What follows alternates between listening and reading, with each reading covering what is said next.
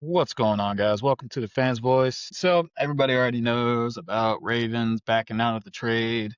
And at first, I was like, oh, they realized that they ain't got the money for it because they already had like four or five of their players that took up 50%. Then, if he would have been, and you add him into the mix, and him plus the rest of those four or five players would have been like 65% of their cap. So that's what I initially thought it was, and then they go and they're all like, "But something came up with the physical or whatever it was," and I'm like, "Y'all knew he had surgery at the end of the season, right?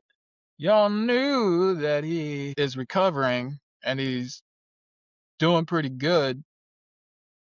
So I don't know where I don't know how that's even the reason. I still don't think that's the reason. Like I said, at first I thought it was a money issue, and then I was like, okay, maybe Lamar Jackson was like, I'm not going, I don't want to restructure. But turns out he did, and good for the Ravens that he decided to do it. Um, because they created 40 million in cap space, and I think when they were looking, like, okay, we need cap, we need more players. We don't have too much cap, and we don't have all that much cap space. And before the trade for Crosby, I think they're sitting at like 18 million under the cap. But then when they got him, they were like close to like 20 million over the cap.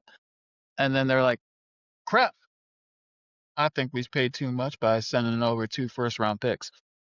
That's really what I think it is now. They're like, I kind of want my picks back. Trey Hendrickson's still there, so maybe we go get Trey and keep our picks. I don't want this anymore. And it's just so this little game the Ravens are playing. It's kind of funny. Because honestly, like getting that edge rusher, good. You went and got one of the top edge rushers in the league. It was needed. That is one of their biggest needs coming into this offseason, and it's been one of the biggest needs coming into the last couple of off seasons. But now it's just like they still have so many holes that they need to fix. They had like 9 starters leave in the free agency, and now they don't even have an interior O line. So now they got to fix that, and they probably got some more players on that defensive front that they need to replace as well. Like Roquan Smith, awesome. Hamilton, awesome. Adding Trey Hendrickson in there, awesome. But Lamar Jackson ain't going to be able to score the points without that O line protecting him. The guard that they had in there, complete duty. They don't have wide receiver either, at least not like a true wide receiver one. So the Ravens just got worse. I have not seen. I don't think they have gotten better at all, and I think they were also getting scared with seeing all these players signing to these teams so quickly in the off season.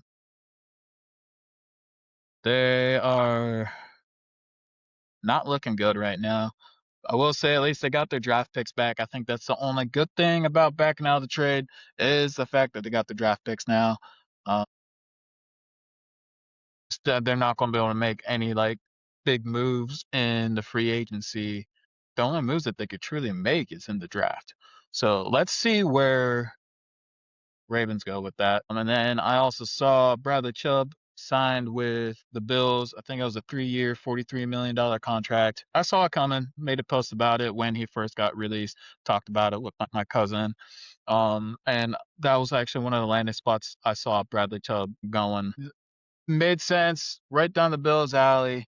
Now I still think their first pick, honestly, because they got DJ Moore now, I think the first pick needs to be an edge rusher, and this is a draft to where you can wait a little bit later on wide receivers because I think it's a good wide receiver draft class, and one of my favorite one of my favorite wide receivers coming out of this draft, Lewis Bond. You'll be able to get him in day 3 in the fourth, fifth round, and I think he can come in there and he can start. At least the Bills were able to clear up some sort of cap space, but they still need to create some more so where because they still got a lot of holes that they need to fill on that defense, and the defense needs a lot of work. But yeah, the another thing, some potential landing spots for Max Crosby. So at first, I was thinking maybe Dallas could be a player for him. And now they said, "Oh, no, they rejected us. I don't want to go for it." So I'm thinking Jets is a possibility. The Bears, I think, right now is the forerunner for it. And I can also see Detroit sending something over for him to have him and Aiden Hutchinson tag teaming these quarterbacks. But I think, like, really do believe the Raiders are going to move on from them because all the moves that they're making in the sense that they're not going to have Max Crosby anymore.